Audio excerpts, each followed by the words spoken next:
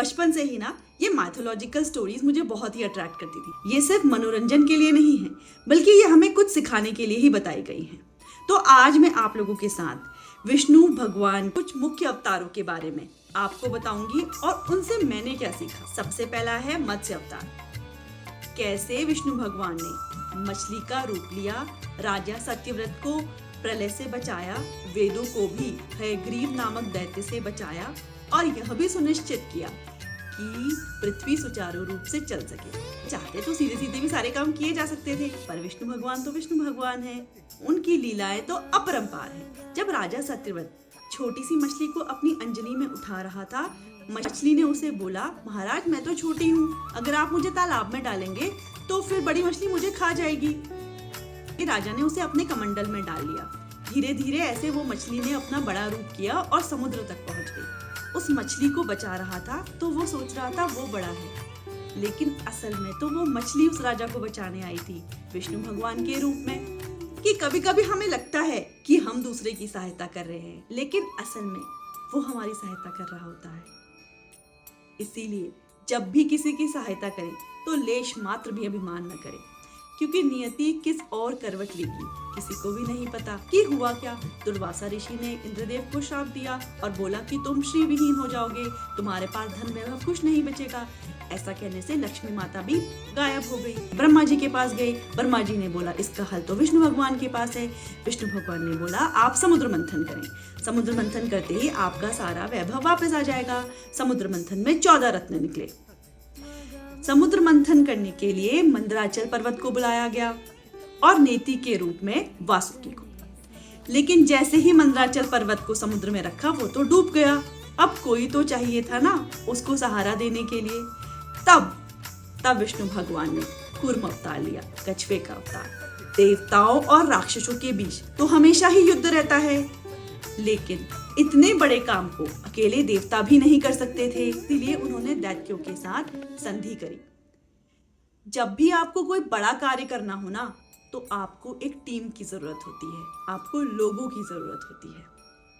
अगर आप as a team काम करेंगे तो ही आपका कार्य संपन्न होगा। हिरण्यकश्यप पुत्र को भी मारने के लिए तैयार था, कई बार कोशिशें करने पर भी वो हार गया। प्रहलाद की भक्ति से खुश होकर नरसिंह जी आए और हिरण्यकश्यप का वध किया।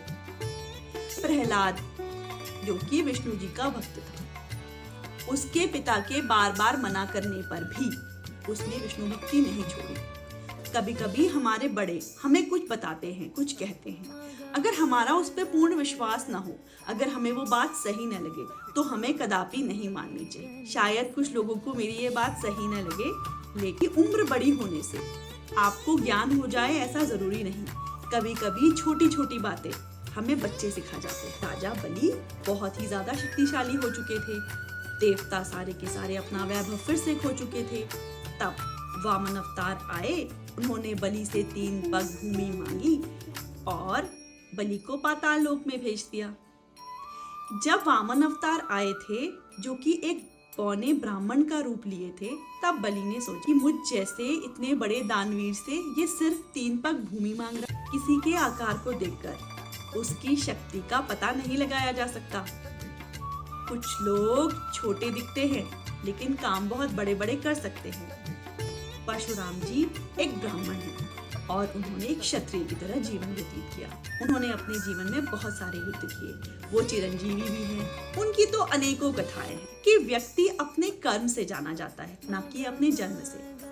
वो अपने जन्म से ब्राह्मण रहे होंगे, लेकिन कर्म से वो क्षत्रिय ही हैं और उन्हें योद्धा की तरह ही जाना जाता है। श्री राम जी की कथा तो सबको ही पता है और बार बार सुनने का मन भी करता है कि कैसे अपनी पत्नी की रक्षा के लिए वो वानरों की सेना के साथ लंका गए, रावण का वध किया और सीता माता को वापस लाया। बोला कि मैं एक ही शादी करूंगा, मेरी एक ही स्त्री होगी। सीता माता के वनवास जाने के बाद भी जब वो राज्य कर रहे थे, तब भी उन्होंने विवाह नहीं किया, क्योंकि वो लोगों को बताना चाहते थे कि अगर मर्यादा पुरुषोत्तम उन्हें कहा जाता है तो उनका एक सबसे बड़ा गुण ये भी है कि उनके जीवन में एक ही स्त्री आई और वही रही। भगवान अनंत है, उनकी लीलाएं अनंत हैं, उनकी सीख भी अनंत है। अगर आपने वीडियो यहाँ तक देखा है इसका मतलब आपको अच्छा लगा।